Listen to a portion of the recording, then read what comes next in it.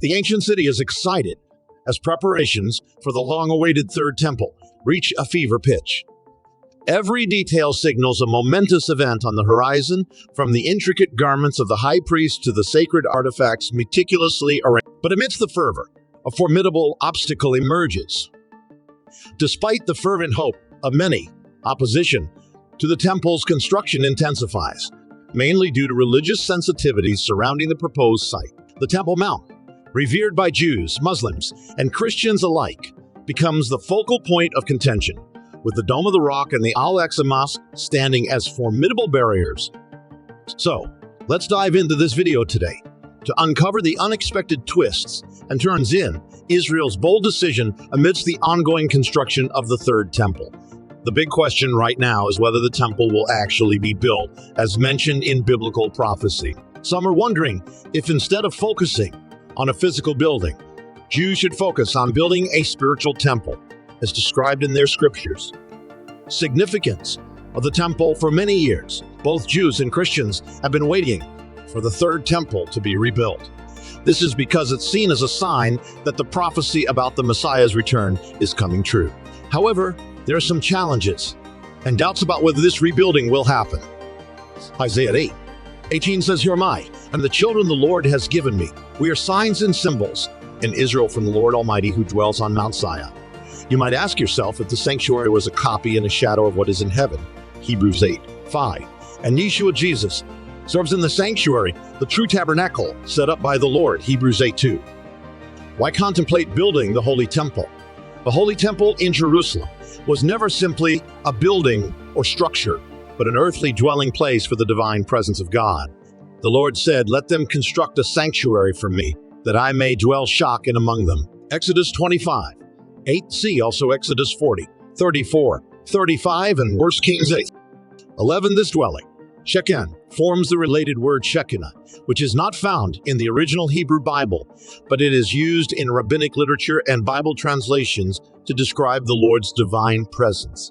The prophet Ezekiel witnessed the departure of this divine presence from the temple. Ezekiel 10:18-19. But he also saw the rebuilding of God's eternal and permanent dwelling place on the Temple Mount in the holy city of Jerusalem. The glory of the Lord entered the temple through the gate facing east. I heard someone speaking to me from inside the temple. He said, "Son of man, this is the place of my throne and the place for the soles of my feet. This is where I will live among the Israelites forever." Ezekiel 43:4-7. Rambam Rabbi Moses Maimonides, a medieval Jewish philosopher and Torah scholar, said that the temple has eternal significance. He wrote in Hilchos Biasabachira, the laws of God's chosen house, that the temple had two primary purposes: to reveal to mankind the divine presence of God, which dwelt above the mercy seat of the Ark of the Covenant. Above the cover, between the two cherubim that are over the Ark of the Testimony, I will meet with you and give you all my commands for the Israelites to facilitate the offering of the required sacrifices. Exodus 25:22. Since the destruction of the Second Temple in AD 70, however, the Jewish people can no longer offer these sacrifices. In fact, 2022 out of the 613 mitzvot commandments in the Torah cannot be performed without a temple. With no temple in Jerusalem, the Jewish people now worship the God of Israel in their local community, synagogues, and in the study of Torah. Instead of offering animal sacrifices, they now offer tefillah, for teshuvah, repentance, and tzedakah, charity. Many think that animal sacrifices have been done away with forever, but according to Bible prophecy, this simply isn't so. The Lord tells the prophet Ezekiel that in a future temple, the prescribed sacrifices will be offered. The north and south rooms, facing the temple courtyard, are the priest rooms, where the priests who approach the Lord will eat the most holy offerings. There they will put the holiest offerings, the grain offerings, the sin offerings, and the guilt offerings, for the place is holy. It's mentioned in Ezekiel 42:13. Temple Mount. The Temple Mount is a really important place in Old Jerusalem. It's important to Jews, Muslims, and Christians. It's a hill with a lot of history and religious significance. Right now, a lot of talk and work is happening around building the Third Temple, but it's not easy. Different groups are against the idea, and this opposition complicates Muslims call this hill the Haram al-Sharif, which means the noble sanctuary. It's very important in their religion because it's where the impressive Al-Aqsa Mosque is located. This mosque is one of Islam's 3 most holy sites. Muslims believe that the Prophet Muhammad went to heaven from this place. For Jews, the most sacred place in the world is the Temple Mount, or as they call it, the Hahabadiya. It is the heart of their spiritual life and a symbol of their connection to their history. They feel close to their roots here, and their prayers feel especially powerful. It's a spot where they celebrate their identity together. Long ago, there were 2 incredible temples on this hill. The first one was built around 957 BC when Solomon, King David's son, was ruling. David had wanted to build a grand temple for God, but he wasn't allowed because he had been involved in wars and fighting. Instead of allowing David to build the temple himself, God permitted him to gather the plans and materials for it, which he passed on to his son Solomon. Solomon then carried out the construction of Mount Moriah in Jerusalem. This location was a former threshing floor purchased by David, where an angel of God had appeared to him. The temple was designed to house the ark and provide a place for worship. It consisted of 3 main parts: the porch, the holy place, and the Holy of Holies. History of the temples. The temple's courtyard, though not huge, was quite spacious. However, tragedy struck in 586 BC when Nebuchadnezzar, the powerful king of Babylon, conquered Jerusalem, destroyed the temple, and took the people captive. In 538 BC, after a period of exile, the Jews were allowed to return, and construction on the second temple began under the leadership of Zerubbabel. Initially modest, this temple was later expanded and improved by Herod the Great. Herod was not satisfied with the modest appearance of the second temple, so he rebuilt it into a grand structure. The second temple under Herod's reign was much larger and more impressive, featuring extensive courtyards, gates, chambers, and public squares. It housed various facilities for religious practices, including storage for tithes, equipment, and vessels. Even important officials had private chambers within the temple. However, tragedy struck again in 70 CE when the Roman Empire destroyed the Second Temple during its siege of Jerusalem.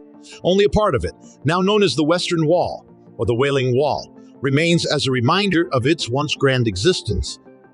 Interestingly, since the destruction of these temples, people have been eagerly awaiting the fulfillment of the prophecy regarding the Third Temple as described in the Holy Books, clarifying misconceptions. Before we explore further, let's address some misconceptions.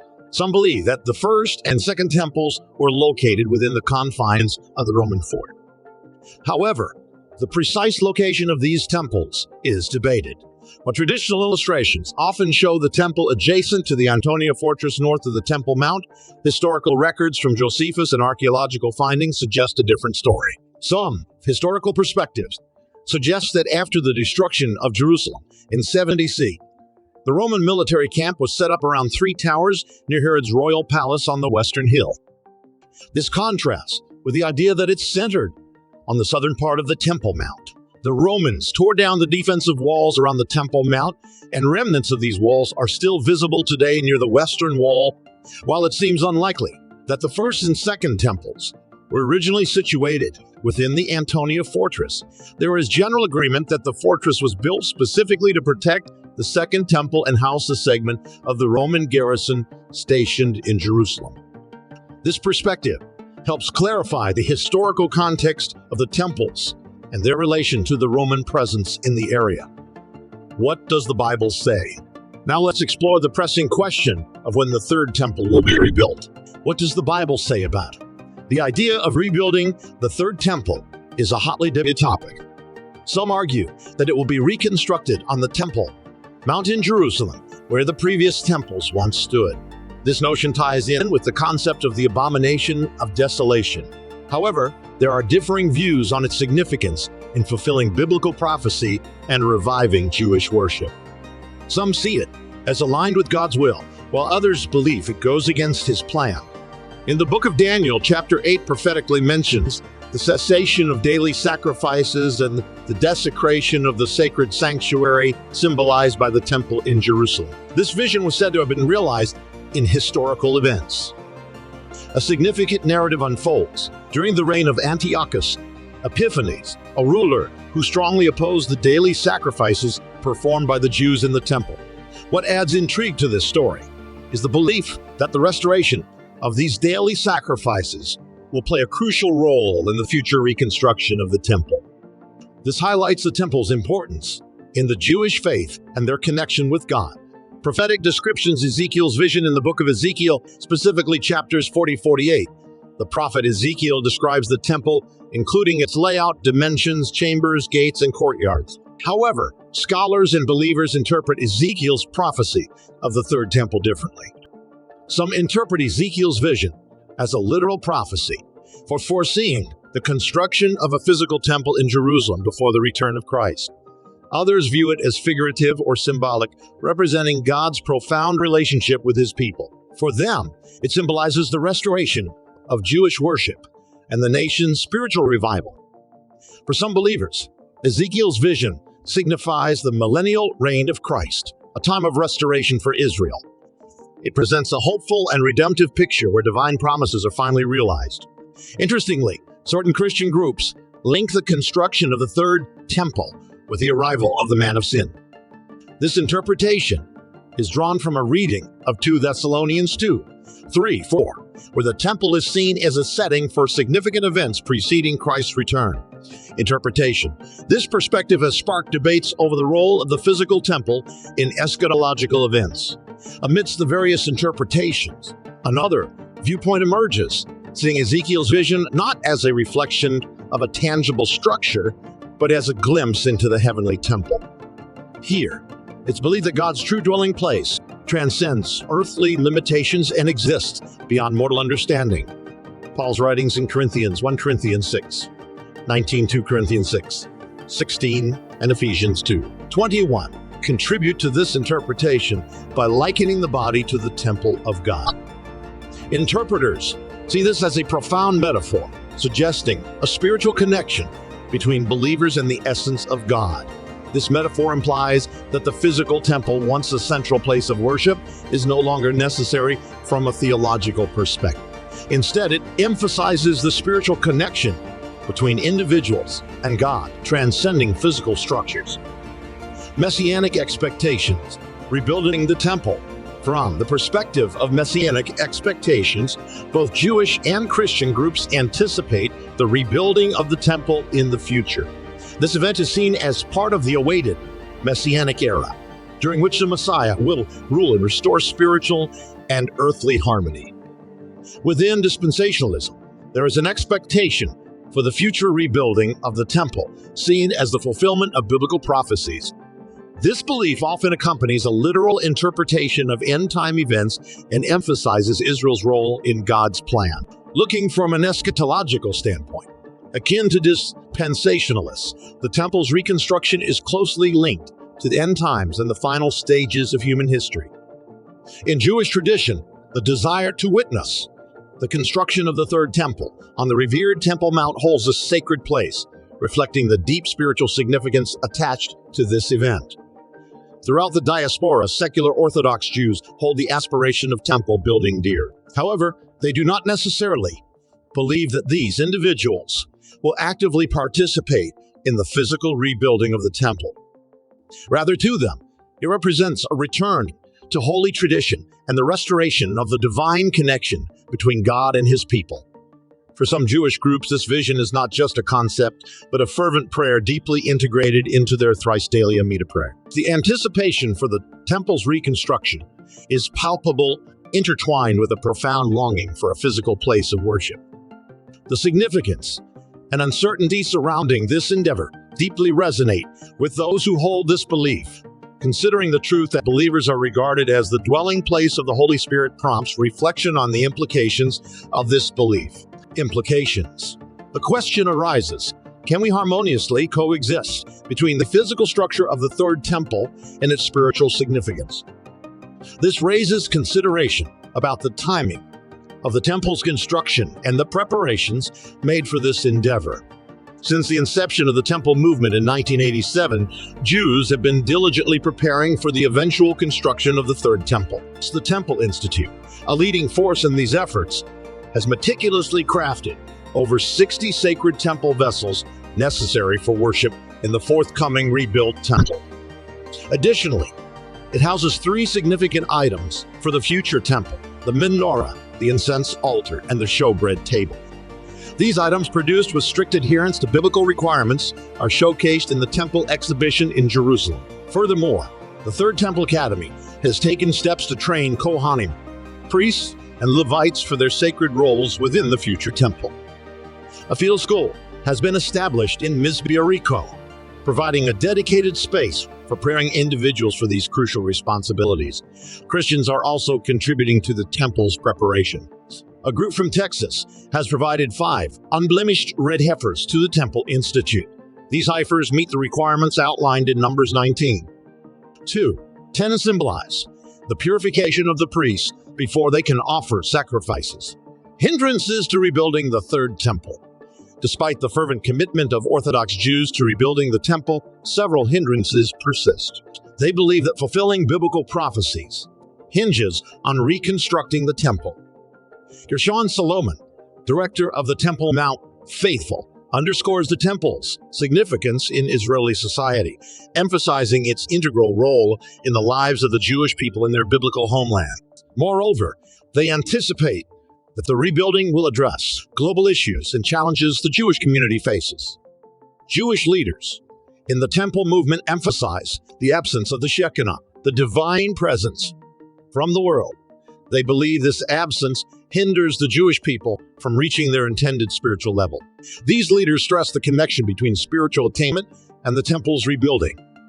Rabbi Chaim Richman further underscores this spiritual significance.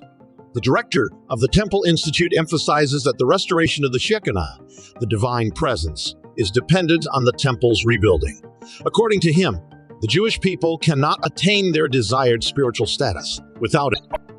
However, there is a significant divide within the Jewish community regarding the idea of rebuilding the temple. Some oppose it, adopting a spiritualized perspective and maintaining a diaspora mentality. They accept the present political situation, wherein Muslim control prevails over the Temple Mount. Historical context: status quo agreement. In 1967, after Israel occupied East Jerusalem, former Israeli Defense Minister Moshe Day established the status quo agreement. This agreement was later reaffirmed in a 4-way accord between Israel, Palestine, Jordan, and the United States in 2015. The status quo agreement is an informal agreement between Israel and the Islamic Waqf, religious trust regarding the Temple Mount, Noble Sanctuary Compound administration in Jerusalem. It acknowledges the Waqf as the site's custodian and assigned security responsibilities to Israel. The status quo agreement, aimed at preserving fragile religious and political balances, prohibits Jews from praying or performing religious rituals on the Temple Mount compound. This has led to daily confrontations between Jews and Muslims, with the latter vigilantly monitoring Jewish presence. Although the agreement is informal and could potentially be adjusted, Prime Minister Benjamin Netanyahu has expressed reluctance to alter it. Despite lacking legal protection under Israeli law, he has pledged to uphold the agreement in the interest of peace. Surprisingly, rumors have circulated about a group of Australian Christians planning to initiate the second coming of Christ by setting fire to a pulpit in the Al-Aqsa Mosque. Upon hearing this news, the Organization of Islamic Cooperation, tasked with protecting the mosque, intensified its resistance against any perceived threat. In opposition to the construction of the Third Temple, Muslims have demanded exclusive rights to the Temple Mount and the transfer of Muslim sovereignty over it. While some Muslims deny the existence of former Jewish temples on the Temple Mount, there is a glimmer of hope for Jews. British archaeologist Robert Hamilton reportedly discovered the remains of a Jewish mikvah, a ritual pool used for purification beneath the floor of the Al-Aqsa Mosque. He suggests that this discovery dates back to the time of the Second Temple, indicating Jewish presence on the Mount. To address this long-standing problem, a young scholar proposed a solution in an influential journal of Jewish law. He suggests the establishment of an interfaith center at the Temple Mount rather than demolishing the Al-Aqsa Mosque and the Dome of the Rock to build the Third Temple. The temple could be rebuilt on the current or extended area within the Temple Mount. Regrettably, the proposal for an interfaith center was not embraced by both Muslims and Jews. However, had it been accepted, it could have facilitated meaningful conversations and interactions among different religious communities. Such a center would have promoted mutual understanding and reduced tensions by providing a space for individuals of diverse faiths to come together and worship alongside existing religious centers. It could have fostered a sense of unity and shared purpose, serving as a powerful symbol of hope and reconciliation. Since this suggestion was not considered, we remain uncertain about how long the antagonism against Jewish access to the site will persist. Nonetheless, interfaith cooperation continues to hold promise for promoting peace and understanding among diverse religious groups. So what do you think of the unexpected decision of Israel amidst the Third Temple construction? Comment below and subscribe for more such videos.